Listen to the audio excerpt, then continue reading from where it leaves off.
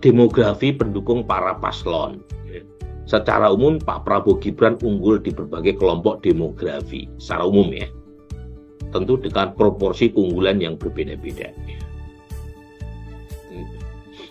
Itu yang menarik ini etnik Madura, meskipun sampelnya cuma 3%, mayoritas telak ya, mendukung Prabowo Gibran. Halo teman-teman semuanya, selamat datang kembali di channel ini. Jumpa lagi dengan saya Vicky Himpong. Bagaimana kabar kalian semua? Aku berharap teman-teman semuanya di rumah bersama dengan keluarga selalu dalam keadaan yang sehat. Video kali ini kita akan membahas bagaimana survei terbaru itu Gibran dan Pak Prabowo mengungguli calon presiden, pasangan calon yang lain ya. Dan di sini kita akan membahas bagaimana ya Gibran dan Pak Prabowo itu begitu banyak yang melakukan bulian, hinaan, dan menimbulkan sebuah istilah-istilah baru kepada Gibran karena mungkin kebencian mereka kepada Gibran. Ada yang mengatakan blimbing sayur, ada yang mengatakan blimbing busuk, ada yang mengatakan karbitan, ada yang mengatakan apa lagi teman-teman? Tulis di kolom komentar. Apalagi perkataan mereka Samsul dan sebagainya. Ya, begitu banyak hinaan dan ejekan-ejekan kepada Gibran saat dia menjadi cawapres Pak Prabowo.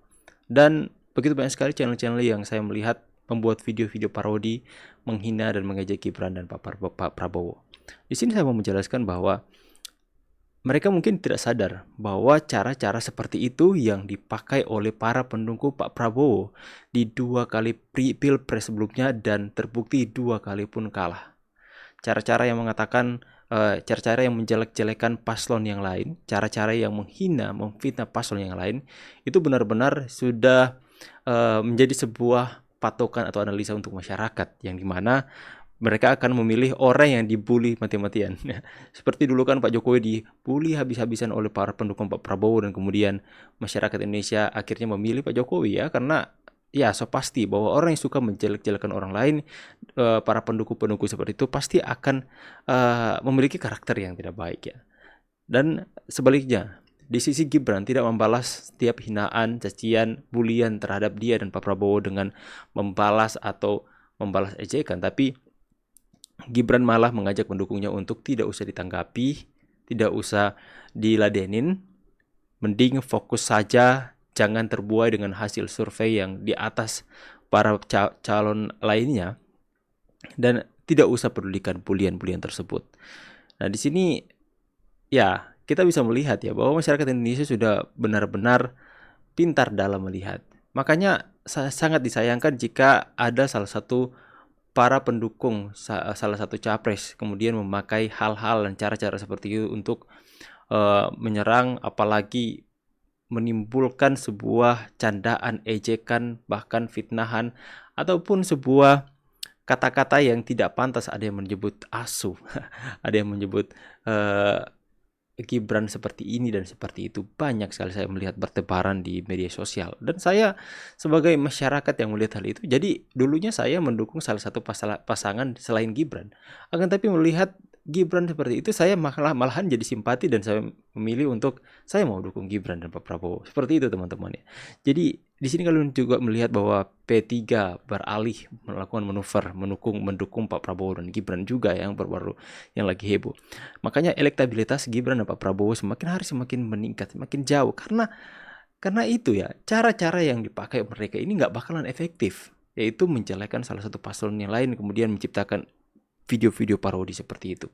Kita akan melihat hasil survei terbaru yang dimana semakin ditindas, semakin diinjak, semakin diejek Gibran dan Pak Prabowo itu naik surveinya.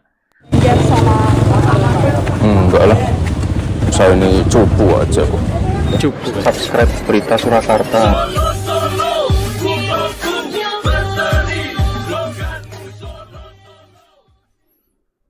For Strategic and International Studies (CSIS) merilis hasil survei elektabilitas Pilpres pasca debat Capres Perdana.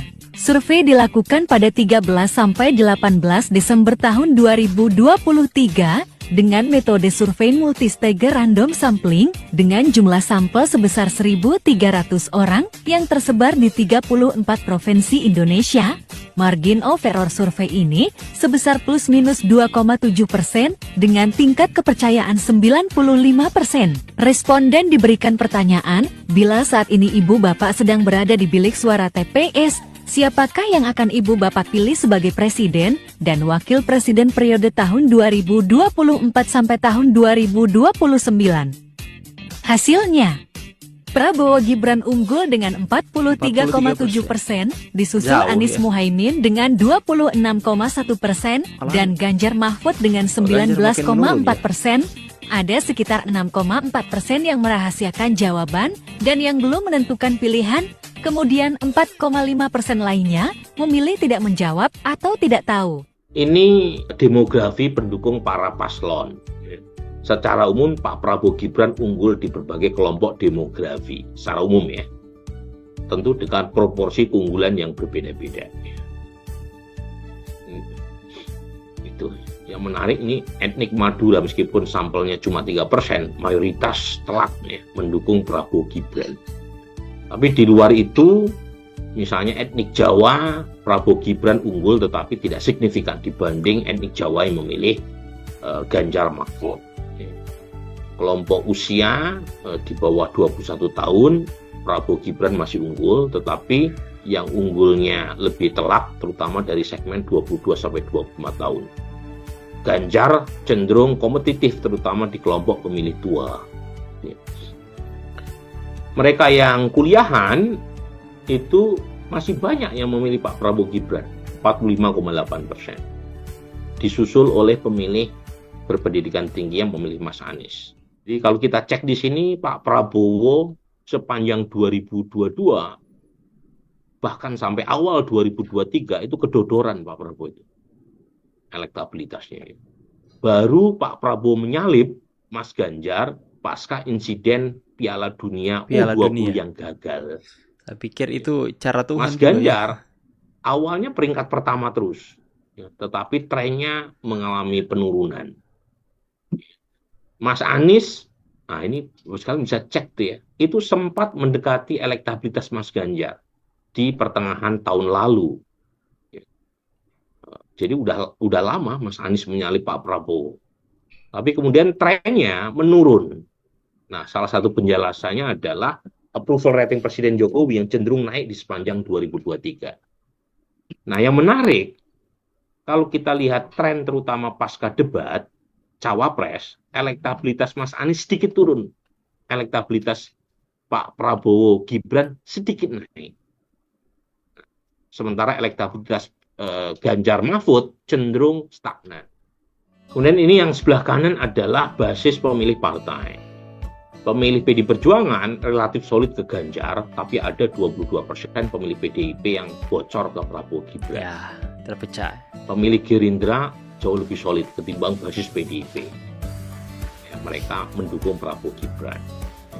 TTTJ di sini mereka yang tidak jawab ya. PDIP yang menyaksikan debat Cawapres 35%. Dan basis PDIP secara jernih mengakui Gibranlah pemenang debat meskipun keunggulannya tipis ya dibanding yang menilai Mahfud sebagai pemenang debat. Tetapi secara absolut pemilih PDIP lebih menilai Gibranlah pemenangnya. Gerindra ya, jelas, kan, lebih solid lagi. Golkar mayoritas. Meskipun ada 33% ya. Oke teman-teman ya, jadi itu adalah sebuah fakta dan data yang bisa ditunjukkan bahwa semakin dihina, dibully, semakin surveinya naik. Makanya saya lebih baik menganjurkan kepada para pendukung, khususnya para pendukung Pak Ganjar Pranowo yang banyak sekali membuat konten-konten video menjelek-jelekan Gibran, menghina-hina dengan nama-nama julukan-julukan yang saya pikir itu tidak pantas untuk disebut seperti itu, seperti belimbing sayur, belimbing asam, belimbing busuk, anak karbitan, cawapres karbitan, dan sebagainya ya. Saya pikir itu hanya membuat elektabilitas orang yang mereka dukung itu menurun. Saya percaya itu ada pengaruhnya ya. Bagaimana dengan pendapat kalian? Tulis di kolom komentar. Saya pamit dulu. See you and God bless. Bye guys.